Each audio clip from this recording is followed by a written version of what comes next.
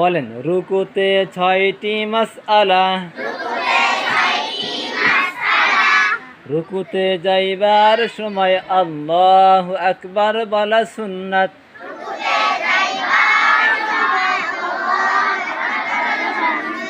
রুকু করা ফরজ, রুকু করা কি? রুকুতে দেরি করা ওয়াজিব, রুকুতে থাকিয়া সুবহান রাব্বিয়াল আযীম কমপক্ষে 3 বার বলা সুন্নাত,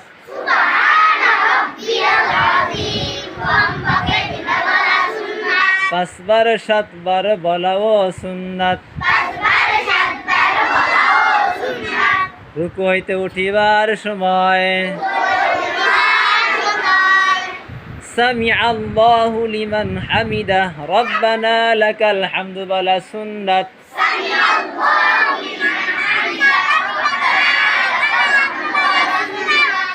রুকু হইতে সোজা হইয়া খাড়া হইয়া দেরি করা ওয়াজিব।